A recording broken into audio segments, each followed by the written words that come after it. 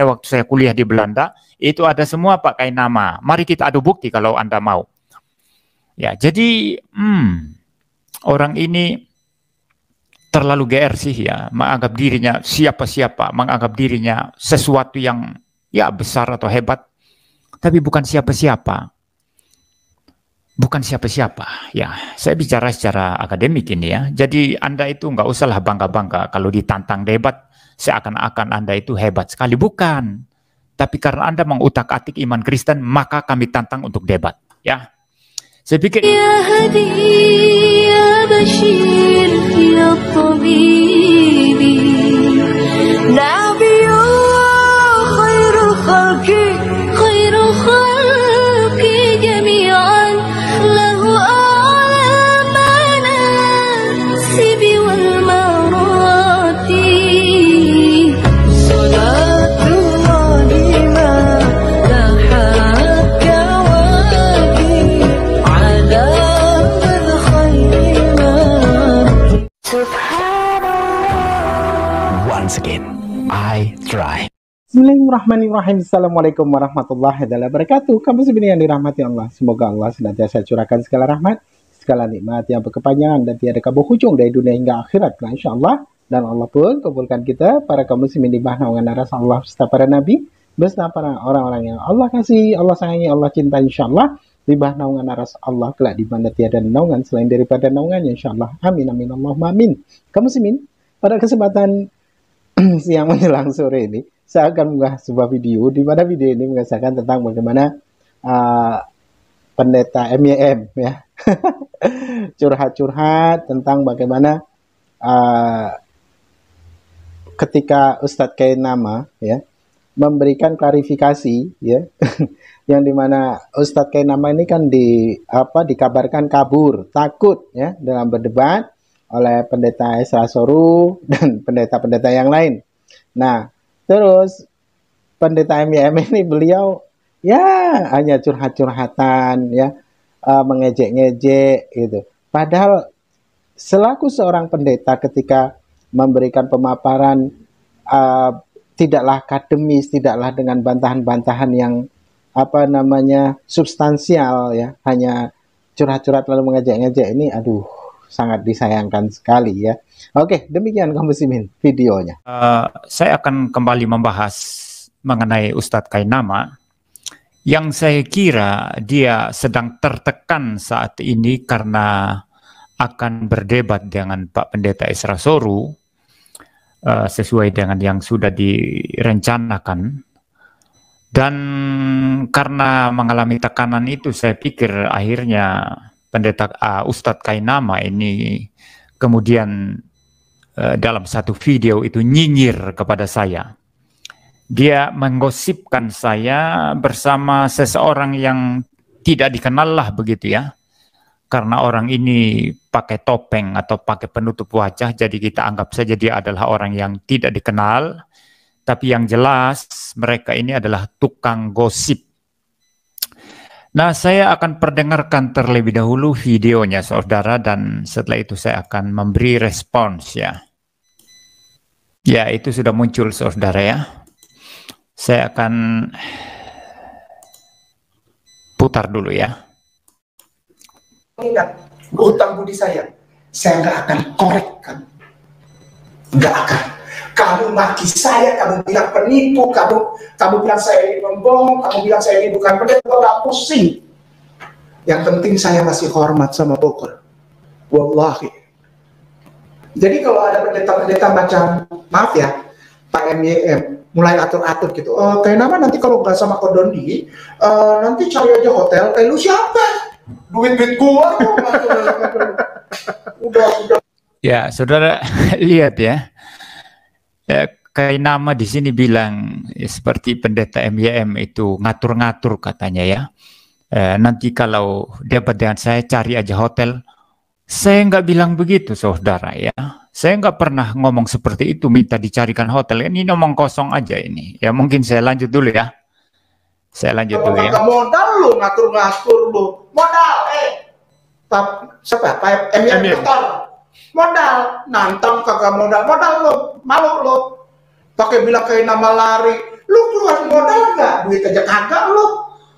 Keluarin modal. Baru panggil anak Bogor nih, anak Priok. Anak Priok yang tinggal di Bogor dikasih makan sama orang Bogor.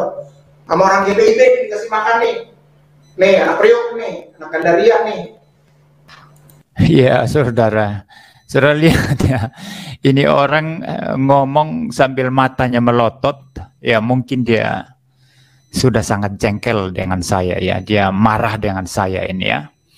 Jadi sambil matanya melotot, lalu kemudian, hey MYM modal, keluarin modal katanya, ngundang ini anak Priok katanya, yang dikasih makan orang GPIB, berarti dia pernah minta makan sama orang GPIB mungkin ya, atau mungkin pernah didukung atau disupport oleh orang GPIB. Mungkin maksudnya ini sebelum dia jadi mu'alaf lah ya.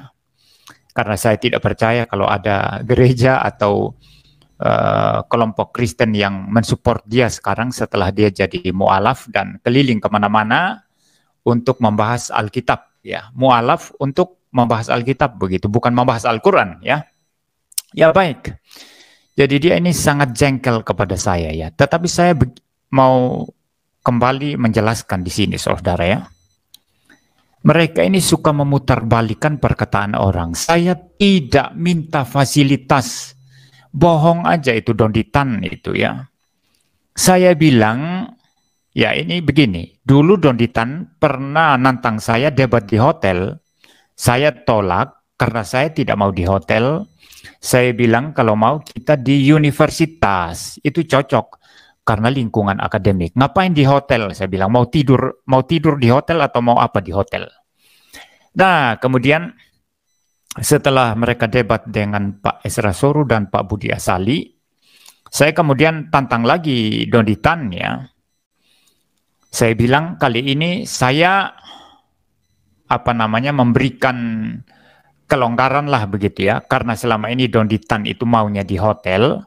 Sekarang terserah Anda mau di hotel atau di universitas atau di mana saja, saya siap untuk berdebat dengan Anda. Nah itu kalimat saya. Lalu mereka putar saudara, MYM sok nantang debat tapi tak punya modal. Kalau nantang debat, Anda harus sediakan hotel, Anda harus sediakan macam-macam, Anda harus punya modal. Jangan taunya cuma nantang tapi tidak punya modal. Nah, lalu kemudian dibesar-besarkan oleh ya termasuk orang yang ini ya, orang tak dikenal ini yang sama-sama kayak nama di video ini saudara. Mulai dibesar-besarkan MYM, kere lah macam-macam ya saudara ya. Ya aneh mereka ini putar balikan perkataan orang ya. Dan kayak nama ini saudara, dia bilang MYM nggak mau keluarin modal. Memang selama ini yang menjadi penyelenggara, yang nantang-nantang pendeta kan mereka. Belum pernah ada sejarahnya itu pendeta bikin acara undang ustadz berdebat. Tidak ada itu. Memang pihak mereka ini yang selalu mengundang pendeta untuk berdebat. Dan tentu mereka punya tujuan. Mungkin mereka pikir bisa memualafkan pendeta. Kan begitu ya. Kalau pihak Kristen itu susah saudara mengadakan itu. Karena masalah keamanan dan lain sebagainya. Bahkan Pak Esra Soru saja mau menyelenggarakan di Kupang itu tidak diizinkan oleh polisi ya. Seperti itu saudara ya. Jadi kalau mereka putar balikan perkataan saya, Pak MYM ini minta dimodalin, minta hotel lah, minta fasilitas lah, itu omong kosong saja mereka ini. Mereka ini adalah kelompok orang yang suka memutarbalikan perkataan orang. Dan kayak nama ini juga ikut memutarbalikan perkataan saya di sini. Karena dia tidak tahu apa-apa. Sebetulnya masalahnya ya, apa kata-kata saya, paling dia hanya dengar dari kata-kata orang ya. Ya kita lanjutlah saudara ya. Pos 2, kita tidur di pos 9 tuh. Namanya peti kemas tuh, terminal peti kemas. Oh, oke. Kontainer. Takut lari terbirit-birit. Ngapain gua lari dari lo? Lu udah liat debt collector? Gue jadi debt collector sama orang Banjarjati dulu. Debt collector dia. Mobil, tampol-tampolan tuh, itu. Iya saudara. Mungkin saya putar sedikit lagi ya. Saudara, perhatikan ya apa yang dia omongkan di situ ya. Kontainer. Takut lari terbirit-birit. Ngapain gua lari dari lo? debt collector. Gue jadi debt collector sama dalam Bandar Jati dulu, narikin motor, narikin mobil, tampol-tampolan, wah itu. Iya, saudara dengar sendiri ya pengakuan Ustadz Kainama ini. Gue jadi debt collector dulu kan. Jadi maksudnya gini saudara ya. Kan ada yang bilang dia melarikan diri ya. Kalau saya tidak bilang begitu sih ya. Saya hanya bilang rencana perdebatan dengan Pak Esra Soru sebetulnya kan di Malang. Nah, Pak Esra Soru maunya 2 lawan 2 dan Pak Esra Soru sudah kontak saya. Kalau memang di Malang, Pak, kita 2 saja nanti menghadapi Kainama dan temannya siapa nanti, begitu kan? Nah, setelah Pak Esra Soru itu mengontak saya, tiba-tiba kemudian Pak Esra kontak lagi. Oh Pak, nggak jadi di Malang Pak, sekarang diubah ke Bondowoso katanya. Saya kaget, kok bisa Pak, kok tiba-tiba diubah seperti itu? Nah, kemudian saya berpikir, kok tiba-tiba diubah ya, kenapa? Jangan-jangan Kainama takut debat di Malang, saya bilang. Jangan-jangan Kainama takut debat di Malang. Hanya itu perkataan saya. Saya tidak mengatakan Kainama lari lah, apalah. Kalau berhubungan dengan tantangan saya biasa ngomong gitu ya, terhadap semua ya, Nandar, Zuma, atau Donditan.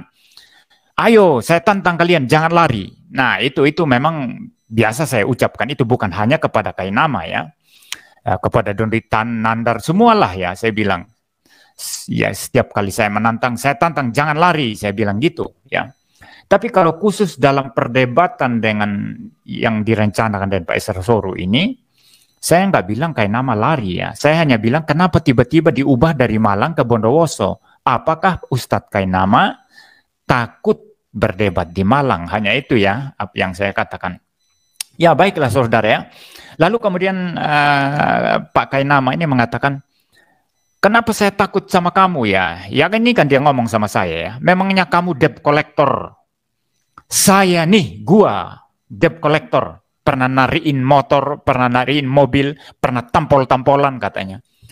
Oh ternyata begitu ya Pak Ustadz ya. Ternyata Anda dulu adalah debt collector. Kalau begitu, kapan waktunya Anda jadi pendeta Pak Kainama? Kalau dulunya Anda adalah debt collector. Kapan jadi pendeta Pak Kainama? Kapan ada waktunya pergi ke Haifa, Israel, lalu kuliah di sana ya? Di sekolah top Haifa ya? Atau kapan waktu Anda itu pergi ke Belanda, ke Leiden, lalu sekolah di Leiden? Kapan waktunya Anda studi teologi di STT Jakarta kalau dulunya Anda adalah debt collector? Lucu. Ya, saudara tahu ini ya, saudara. Dia ngaku sendiri dulunya dia adalah debt collector. Berarti kalau dia debt collector dulu memang dia bukan pendeta. Memang dia tidak pernah sekolah, begitu kan? Karena dulunya dia adalah seorang debt collector. Dia ngomong sendiri, saudara. Mungkin saya putar ulang ya, atau sudah ya. Tadi saya sudah putar 2 kali ya, saudara ya. Jadi dia adalah debt collector, saudara, bukan pendeta. Dulunya bukan pendeta. Dia tidak pernah sekolah di Haifa. Dia tidak pernah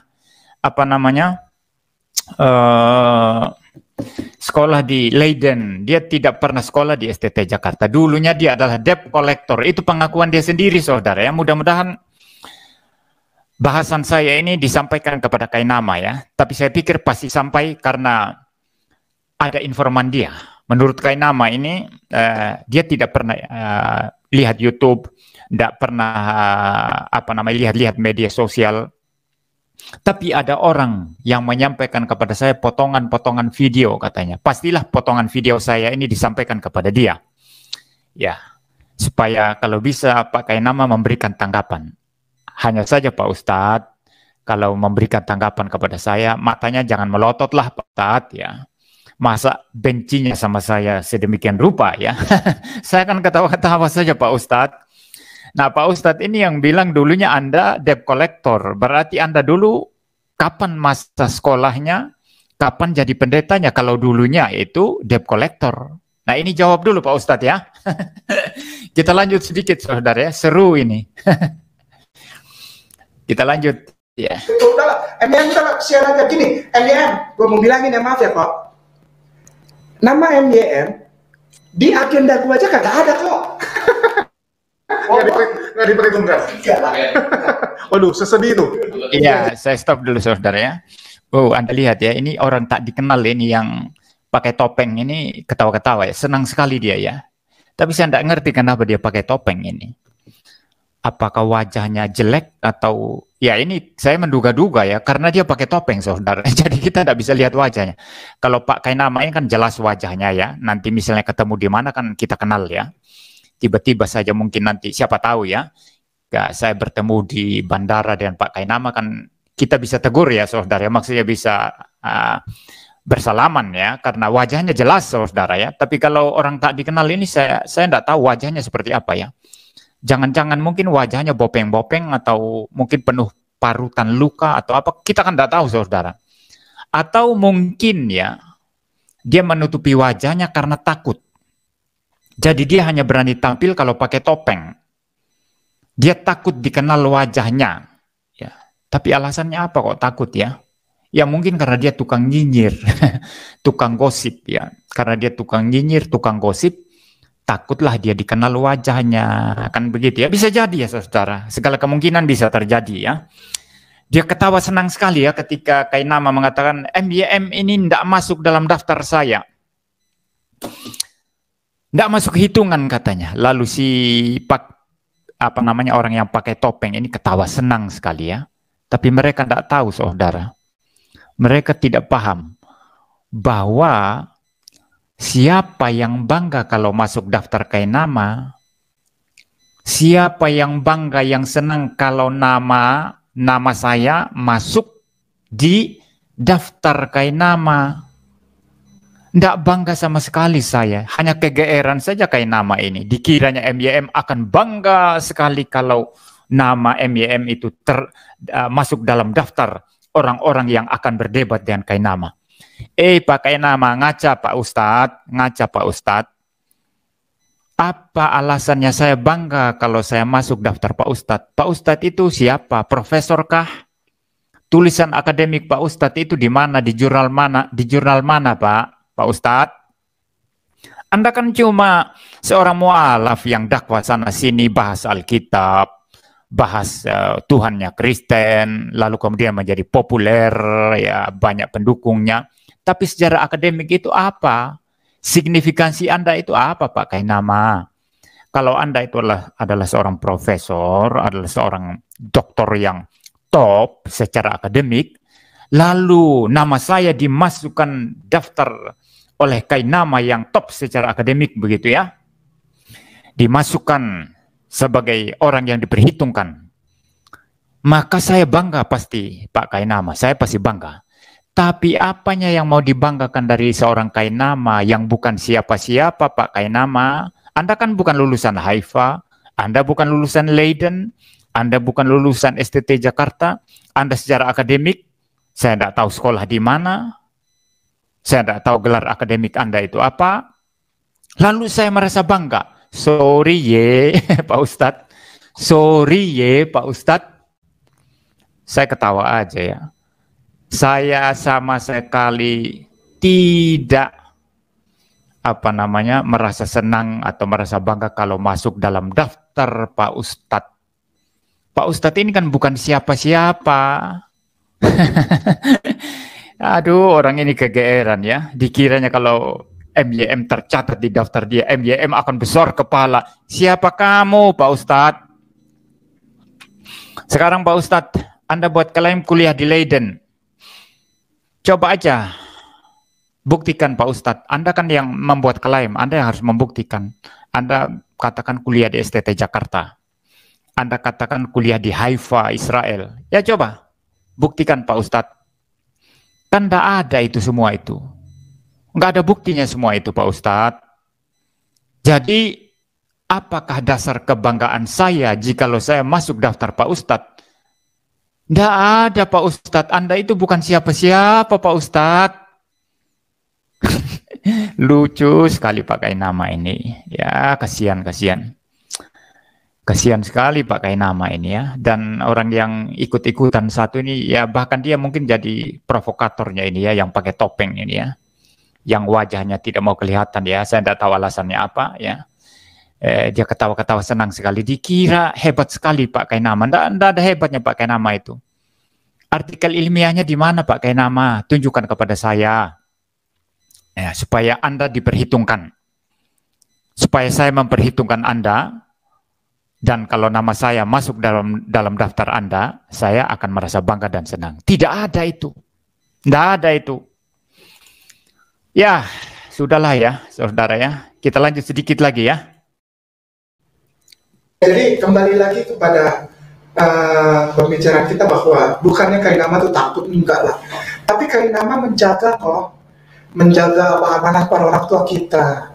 Apa itu amanah? Mari stay di tempat yang proporsional. Ya sudah saudara ya, sudah tidak ada lagi nama saya di situ digosipkan ya. Jadi saya mau berkata bahwa Pak Kainama ini adalah orang yang suka kegeeran ya. Dia belum debat loh dengan Pak Pendeta Esar Soru, tapi sudah seperti itu ya, sudah seperti orang hebat ya. Sudah seperti orang yang ya kalau berapologet begitu, dia adalah orang yang sangat-sangat hebat. Tidak pakai nama. Anda itu ditantang oleh orang-orang Kristen untuk berdebat bukan karena Anda hebat secara akademik, tidak. Anda sama saja dengan Yahya Waloni, bukan, tidak ada apa-apanya. Anda sama saja juga dengan Donditan, dengan Zuma, nggak ada apa-apanya secara akademik kalian itu. Kalau kita mau bicara ilmiah akademik itu, kalian itu tidak ada apa-apanya. Sekolah juga kagak jelas ya. Nggak ada apa-apanya kalian itu. Ya. Jadi kami itu menantang bukan karena kalian hebat berdebat adalah apologet hebat, tidak. Tapi karena kalian selalu mengutak-atik Alkitab Kristen. Ya. Kalian itu suka mengutak-atik kepercayaan iman Kristen, padahal kalian itu kan Islam, kalian mu'alaf. Ngapain bahas Kristen? Bahas Kristen dengan cara yang salah. Ya, kami tantang debat, bukan karena kalian hebat loh. Aduh, secara akademik kalian nggak ada apa-apa ya. Bukan siapa-siapa dan tidak ada apa-apanya, nothing ya, nothing at all ya. Pak Ustadz Kainama ya. Ya, bagi saya itu Anda bukan siapa-siapa secara akademik, tapi saya tantang Anda debat karena Anda suka mengutak-atik Alkitab saya, suka mengutak-atik iman saya. Itu makanya Anda kita tantang untuk berdebat ya. Jadi jangan kegeeran lah Pak Kainama ya. Anda itu GR sekali ya. Modal Anda itu kan cuma ngetop saja, ngetop karena keliling sana sini berdakwah membahas Alkitab. Itu aja. Apa modal Anda apa? Ijazah akademik Anda apa? Kan tidak ada itu. Ya, kalau ada coba buktikan Pak Kainama. Atau Anda mau adu dengan saya Pak Kainama. Coba kita adu Pak Kainama. Anda mengaku kuliah di STT Jakarta. Tunjukkan ijazahnya. Atau kalau tidak selesai, mungkin di drop out ya. Paling tidak tunjukkan transkrip nilainya. Kan ada itu. Atau kartu hasil studinya kan ada itu. Atau paling tidak Anda tunjukkan surat pertama kali Anda diterima di STT Jakarta itu. Surat penerimaan bahwa Anda diterima untuk kuliah di STT Jakarta. Kan masih ada itu. Kalau tidak ada itu kan klaim kosong itu Anda buat itu. Lalu kemudian Anda ngaku-ngaku S2-nya dari Leiden ya. Dari Belanda. Leiden University atau apa itu. Ya. Ya buktikan aja Pak Kainama. Mau adu bukti dan saya silakan ya. Coba Anda tunjukkan. Anda bilang kuliah dari Haifa. Coba tunjukkan buktinya. Nah kalau saya bilang saya kuliah di STT Salem di Malang, ada buktinya, ijazah saya simpan semua. Saya ambil MA ya di apa namanya di Theologische Universiteit Kampen Belanda, itu jelas ada. Saya nilai ijazah semua saya simpan, bahkan visa waktu saya kuliah tinggal di sana di Belanda itu ada semua saya simpan Pak Kainama. Bahkan visa keluarga saya pun yang ikut bersama-sama saya waktu saya kuliah di Belanda itu ada semua Pak Kainama. Mari kita adu bukti kalau Anda mau. Ya, jadi orang ini terlalu GR sih ya, menganggap dirinya siapa-siapa, menganggap dirinya sesuatu yang ya besar atau hebat, tapi bukan siapa-siapa. Bukan siapa-siapa, ya. Saya bicara secara akademik ini ya. Jadi Anda itu nggak usahlah bangga-bangga kalau ditantang debat. seakan-akan Anda itu hebat sekali. Bukan. Tapi karena Anda mengutak-atik iman Kristen, maka kami tantang untuk debat. Ya, saya pikir itu tanggapan saya, saudara. Pasti nanti akan sampai di Kainama ini ya. Tidak mungkin tidak sampai. Ya, tapi kalaupun tidak sampai, saudara, paling tidak saya sudah meluruskan nyinyiran mereka ini ya, nyinyiran dua orang ini. Satu orang bertopeng dengan Ustadz Kainama ya. Kalau orang bertopeng ini tidak signifikan ya, tidak usahlah kita bahas ya. Ini hanya penggembira saja ini ya. Pemandu sorak ya. Sama seperti yang lalu yang saya bahas itu ya, ada pemandu sorak yang saya juga tidak kenal orang itu, nggak ada signifikansinya sih ya. Dia bilang, Kristen tuhankan Yesus. Selama Yesus dituhankan, kami akan kejar terus. Dia mau kejar kemana? Dia mau kejar kemana ya? Dia mau kejar, mau penjarakan orang Kristen, langgar hukum dia. Atau dia katanya mungkin kejar itu dalam pengertian terus akan membahas, terus akan mengobok-obok iman Kristen. Dia tidak bermoral di sana, sama dengan mak-mak di pasar yang tukang nyinyir, yang suka usil urusan rumah tangga orang lain ya. Apa maksudnya ya? Kejar terus ya. Jadi saudara, saya pikir itu ya tanggapan saya terhadap ocehan mereka ini. Dan saya akan tanggapi di live chat ya. Nah, demikian tadi kamu sebenarnya yang dimana pendeta MBM curhat-curhat dengan mengejek-ngejek ya, lalu menantang Bukono, nantang begini, suruh buktikan Bukono begini, bukankah untuk keilmuan Ustadz Kainama tentang bagaimana kekristenan, bagaimana kitab-kitab terdahulu itu disembunyikan, dan di mana letak-letaknya ketika membuat kajian, itu sudah cukup membuktikan bahwasanya beliau ini memang pernah belajar gitu ya, belajar kependetaan. Karena memang dari sekian banyak ya orang-orang Kristen di Indonesia ini ya, apalagi tentang bagaimana pendeta ini, tentang bagaimana kitab-kitab yang mereka anggap itu palsu, mereka anggap itu adalah apokrif. Ternyata Ustadz Kainama pun dapat menjabarkan ya, bahkan orang-orang Kristen itu sendiri tidak tahu bahasanya dahulu pernah ada kitab ini dan itu, lalu disembunyikan di sini di situ. Orang Kristen itu tidak tahu ya. Nah, kalau perdebatan secara akademis tentang bagaimana isi kitab, tentang bagaimana teori-teori sejarah yang dahulu pernah ada, pemaparan tentang bagaimana sejarah itu dahulu pernah ada, belum pernah ada yang dapat mengalahkan Ustadz Kainama, itu belum pernah ada. Kalau untuk ngarang cerita dengan buku-buku yang sifatnya itu tidak substansi ya, untuk membahas ketuhanan itu, yang dimana di dalam buku-buku itu dipelajari hanyalah sebuah doktrin ya, ataupun exegesis dan teori-teori yang dimana bahasanya Yesus ini Tuhan oleh karena teorinya ini. Nah, itu mungkin pendeta MBM akan menang tentang hal itu ya.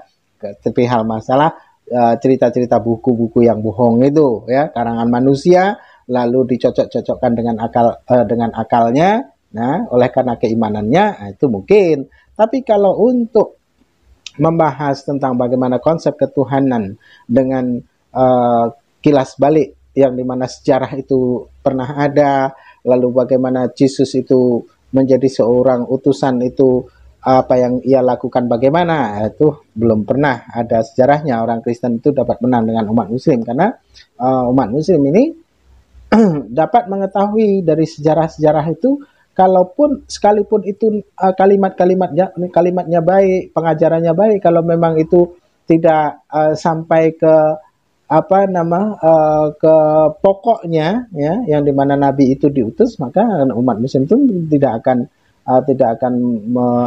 menjadikan itu sebuah rujukan ya, hanya dipakai sebagai hikmah saja. Berbeda di dalam Kristen, Lukas, Markus, Matius, Yohanes ini tidak pernah ada, zaman dulunya itu tidak pernah ada ya. Nah, jadi Kristen ini betul-betul iman buta. Oke, demikian saja kaum muslimin yang dapat saya sampaikan dan saya akhiri video saya ini. Wassalamualaikum warahmatullahi wabarakatuh. Ya Hadi, ya Bashir, ya Tabibi.